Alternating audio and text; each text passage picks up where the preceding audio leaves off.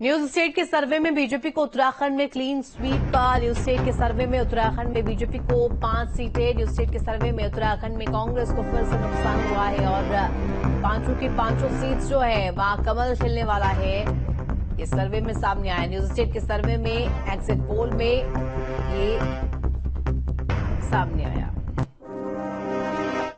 और चलिए बात दिल्ली को लेकर के कर लेते हैं, जहां दिल्ली की 7 सीट बेहद अहम हो जाती है। न्यूज स्टेट के सर्वे में बीजेपी की अगर बात की जाए तो दिल्ली में क्लीन स्वीप बीजेपी का देखने को मिल रहा है। न्यूज स्टेट के सर्वे में दिल्ली में आम आदमी पार्टी कांग्रेस का खाता तक नहीं खुलेगा और सातों की सातों सीट जो है बीजेपी के खाते में जाते हुए नजर आ रही है। इस महा एग्जिट पोल में न्यूज स्टेट के सर्वे में 7 की 7 सीट जो है उस पर बीजेपी यानी कि कमल खिलने वाला है।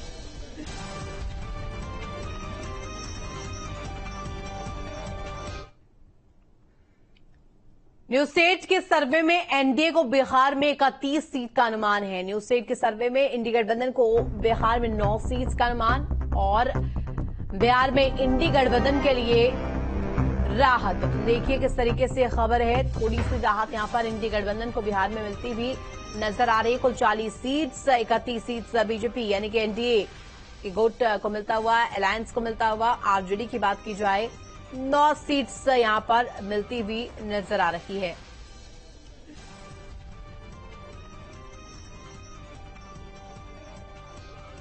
तो देखिए बीजेपी के खाते में यानी कि एनडीए के खाते में 31 सीट्स, जहां पर देखिए एक साथ जेडीयू और बीजेपी का अलायंस रहा है और इस अलायंस में 31 सीट्स मिलती हुई, आरजेडी यहां पर 9।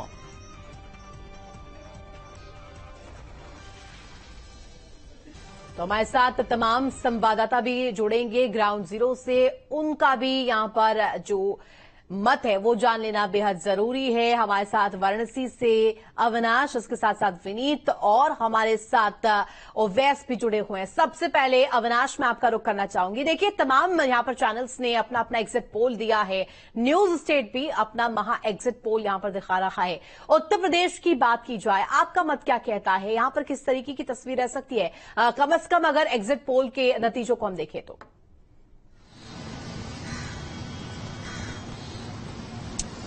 देखिए, अगर तमाम एग्जिट पोल के नतीजों को देखें तो पूरे देश में बीजेपी क्लीन स्वीप करती हुई नजर आ रही है। उत्तर प्रदेश में भी कुछ यही स्थिति है। यूपी में जो 11 एग्जिट पोल हुए उनमें सभी के जो नतीजे थे वो ये दर्शा रहे हैं कि बीजेपी यहां पर 65 से 70 सीट जीतने वाली है। जहां तक सवाल मेरा है तो देखिए, चूंकि इस इलेक्शन को लगातार हम लोग कवर कर रहे हैं और चूंकि पहले ही हम लोगों का भी अनुमान था कि बीजेपी को इस बार इस इलेक्शन में पहले के मुकाबले यानी कि 2019 के मुकाबले फायदा होता दिख रहा है।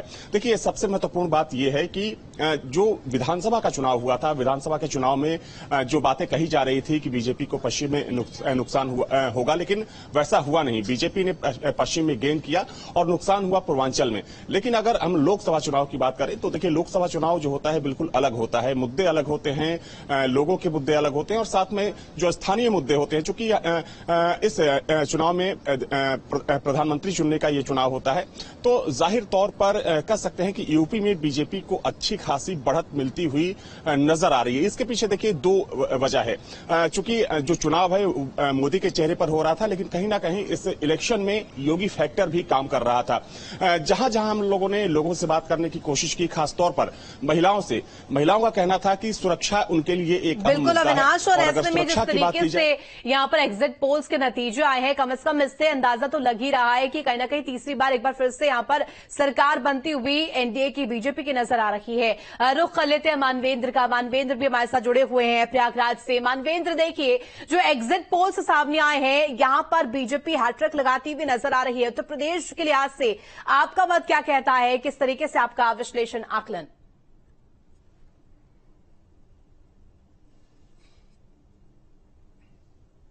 जी बिल्कुल, उत्तर प्रदेश की अगर बात करें तो उत्तर प्रदेश में जो 60 प्लस 65 के आसपास की सीटों का अनुमान है वो निश्चित तौर पर जमीन पर दिखाई देता है। सबसे महत्वपूर्ण बात है कि ये समझना होगा कि विपक्ष की तरफ से जो इश्यूज उठाए गए थे, चाहे वो महंगाई का हो, बेरोजगारी का हो, वो बहुत सीमित संख्या में लोगों तक था। और उसमें जो विरोध दिखाई देता था वो भी सड़कों पर नहीं दिखाई दिया। और सबसे बड़ी बात यह है कि उत्तर प्रदेश की जनता इस बात को लेकर के अगर कोई नाराजगी भी होती तो उनके सामने कोई विकल्प नहीं था, क्योंकि मोदी का जो नाम था वो अपने आप में उसका कोई विकल्प उत्तर प्रदेश और देश भर की जनता के सामने फिलहाल नहीं है, जैसा कि इस जो सर्वे आया उसके अनुसार दिखाई देता है। और लोगों को ये लगता था कि अगर बीजेपी नहीं तो फिर कौन, और दूसरी तरफ जो विपक्ष के नेता थे उनको लेकर के लोग बहुत आश्वस्त नहीं थे, कोई लीडरशिप ऐसी दिखाई नहीं दी लोगों को, जो इश्यूज थे उनमें भी। ठीक है मानवेंद्र, आएंगे आपके पास। ओवैस भी हमारे साथ कनेक्ट है। ओवैस, देखिए एक सीट यहां पर कांग्रेस के खाते में कम से कम न्यूज स्टेट के महा एग्जिट पोल में यहां पर जाती हुई नजर आ रही है। कौन सी वो एक सीट है, इसको लेकर के समीकरणों को समझाइएगा जरा, और क्या उसके पीछे वजह है, कौन से फैक्टर्स प्रभावी रहे?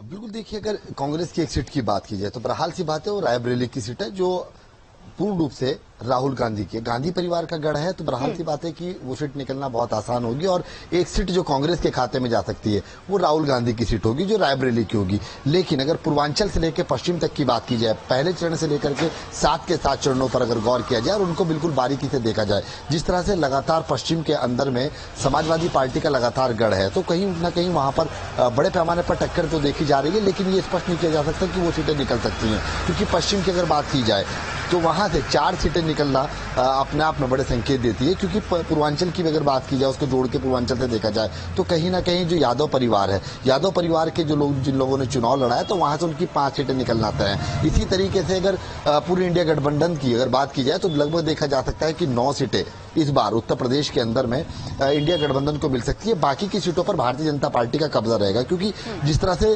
प्रदेश के अंदर में योगी फैक्टर है तो देश के अंदर में मोदी फैक्टर है। बहरहाल सी बात है कि देश के अंदर में 367 सीटें भारतीय जनता पार्टी को मिलती हुई नजर आ रही है, और प्रदेश की जो 80 सीटें हैं उसमें से लगभग 60 सीटों का अनुमान लगाया जा रहा है कि भारतीय जनता पार्टी को बड़े आसानी के साथ में, यानी कि एनडीए को मिल सकती है। क्योंकि पश्चिम के अंदर में अमरोहा हो, वो एक ऐसी सीट है जो लगातार कांग्रेस के गठबंधन के प्रत्याशी दानिश अली वहां से लड़े हैं, और उनकी मुखालफत का वहां पर बहुत बड़ा दौर है, इस वजह से वो सीट फंसी हुई है। बात अगर संभल की जाए तो डॉक्टर शफीकुर रहमान बरक, यानी कि जिस तरीके से आप कह रहे हैं कि रायबरेली की सीट कहीं ना कहीं यहाँ पर मजबूत स्थिति में यहाँ पर इंडिया अलायंस यानी कि कांग्रेस नजर आ रही है। विनीत का रुख कर देते हैं। विनीत, देखिए जिस तरीके से तमाम ब्रेकडाउन यहाँ पर उत्तर प्रदेश को लेकर के सामने आ रहा है, जो एग्जिट पोल हमने दिखाया है, उस एग्जिट पोल में ये साफ देखने को मिल रहा है कि कहीं ना कहीं पश्चिम से लेकर पूर्वांचल तक बीजेपी स्ट्रांग यहाँ पर नजर आ रही है।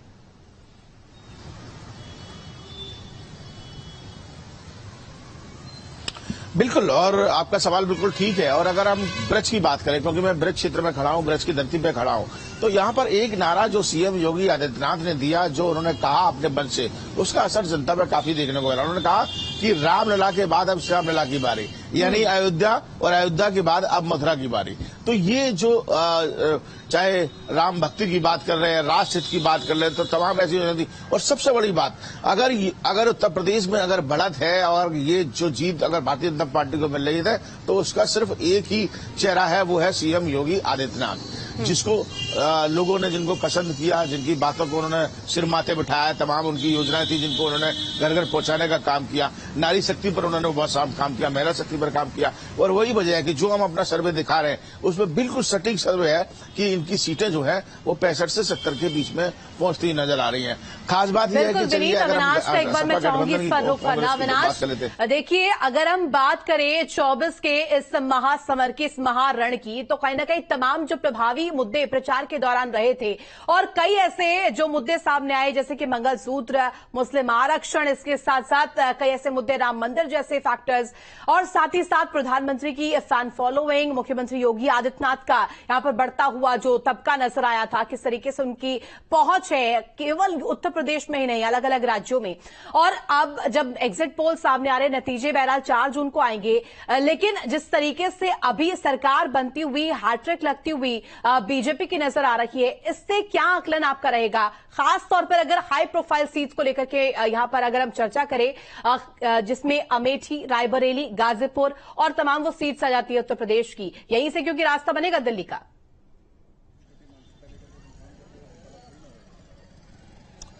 बिल्कुल देखिए, इस वक्त मैं बनारस में हूं और देखा जाए तो बनारस देश की सबसे हॉट सीट है, सबसे चर्चित सीट है, प्रधानमंत्री नरेंद्र मोदी की सीट है और कहा जाता है कि बीजेपी का सबसे मजबूत गढ़ है। जहां तक सवाल अमेठी रायबरेली का है तो अमेठी चूंकि कांग्रेस 2019 में हार चुकी थी और जो एग्जिट पोल के नतीजे आ रहे हैं उसमें से तमाम ऐसे एग्जिट पोल हैं जो बता रहे हैं कि अमेठी कांग्रेस एक बार फिर से हारने वाली है। जाहिर सी बात है कि मुद्दे तमाम थे, जिसमें आपने मंगलसूत्र का जिक्र किया, पाकिस्तान का भी मुद्दा उछला, कब्र का मुद्दा उछला, तो ये मुद्दे तो जरूर थे, लेकिन जिस मुद्दे पर चुनाव हुआ वो मुद्दा था विकास का, देश का, राष्ट्रवाद का, नेशनलिज्म का। विपक्ष ने महंगाई बेरोजगारी की बात जरूर की, लेकिन देखिए जब हम लोग महंगाई और बेरोजगारी की बात करते थे लोगों से तो लोग इस चीज को एक्सेप्ट करते थे, लेकिन लोग ये भी बोलते थे कि ये बताइए किस सरकार में महंगाई नहीं थी और कौन सी ऐसी सरकार आई आजादी के बाद अब तक जिसने महंगाई को काबू कर लिया, किस सरकार ने 100% युवाओं को रोजगार दिया। तो ये एक जो नैरेटिव सेट करने की कोशिश की विपक्ष ने, कहीं ना कहीं ये लग रहा है कि विपक्ष उसमें फेल हो गया, विपक्ष वो प्रभाव नहीं छोड़ सका और यही वजह है कि जो एग्जिट पोल के नतीजे हैं बता रहे हैं कि बीजेपी क्लीन स्वीप कर रही है। देखिए सबसे बड़ी अविनाश, और एक बहुत स्ट्रॉन्ग फोर्स के साथ विपक्ष यहाँ पर देखने को मिला था, तमाम मुद्दों को उठा रहा था, अपने जो वोटर्स है, कोर वोटर्स को इंटैक्ट रखने की कोशिश करता हुआ नजर आया था। हमारे साथ लगातार तमाम अन्य संवाददाता भी जुड़े हुए हैं। वैस का रुख कर लेते हैं। वैस, देखिए कोशिश यहां पर विपक्ष करता हुआ नजर आया था, तमाम मुद्दों को लेकर के घेरता हुआ बीजेपी को नजर आया था, लेकिन जिस तरीके से इस चुनाव का जो रुख रहा है उस रुख को देखा जाए तो उत्तर प्रदेश में तो कम से कम ये नहीं चला है, इसका कोई असर दिखता हुआ नजर नहीं आया।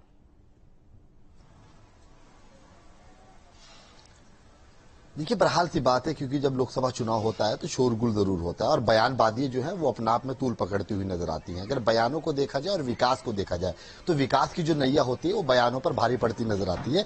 तो बहरहाल सी बात है, उत्तर प्रदेश के अंदर में ऐसे जो बयान थे उनको लेकर के जनता पहले से ही समझदार थी और जनता पहले से जागरूक है। लगातार जो है विकास के मुद्दों को लेकर के बात की गई, जिस तरह से योगी सरकार के अंदर में काम हुआ और देश के अंदर में जो मोदी सरकार ने काम करा उसका बहुत बड़ा फैक्टर लोगों के पास था और लोगों ने उसको सर आंखों पर रखा और उसको सराहा है। क्योंकि बहरहाल सी बात है, देखिए भारतीय जनता पार्टी का साफ तौर पर कहना है कि उनको जो मुस्लिम समुदाय है उसको भी साथ लेके चलना है और साथ ही साथ जो अन्य समुदाय के लोग हैं उनके बारे में भी लगातार बातचीत होती रहती है। प्रधानमंत्री ने एक बयान दिया, बयान में उन्होंने कहा कि मुझे मुसलमान का जो वोट चाहिए वो डर के लिए नहीं चाहिए, अगर मुसलमान को साथ आना है तो मेरे कंधे से कंधा मिलाकर चले। बहरहाल सी बात है कि इस बयान के बाद जो मुस्लिम समुदाय का वोट था वो भी पूरी तरीके टूटता हुआ नजर आया। उधर से मौलाना की अपील आनी शुरू हो गई। लखनऊ सीट की अगर बात की जाए, जब राजनाथ सिंह लखनऊ के अंदर पहुंचे थे तो वहां पर जो देश के उलेमा हैं वो खासतौर से शिया धर्मगुरु, उनकी अगर बात की जाए तो उन्होंने वहां पर राजनाथ सिंह को समर्थन किया।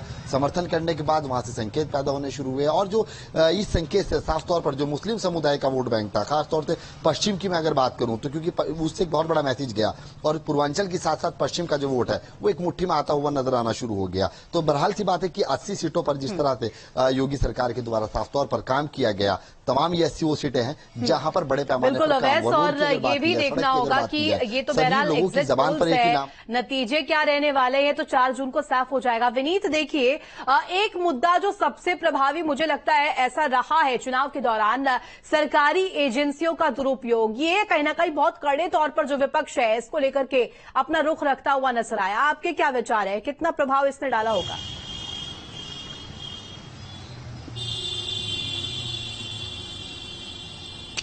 देखिए अगर सरकारी एजेंसी की बात की जाए तो मुझे नहीं लगता कि इसका कुछ ज्यादा असर यहाँ पर पड़ा होगा। लगातार सीएम योगी आदित्यनाथ ने और पीएम नरेंद्र मोदी ने एक बूस्टअप भरने का काम जो है वो आम कार्यकर्ता में किया, बूथ स्तर के लोगों में किया। आपको याद होगा योगी आदित्यनाथ ने कहे या पीएम मोदी ने कहा, एक नारा दिया,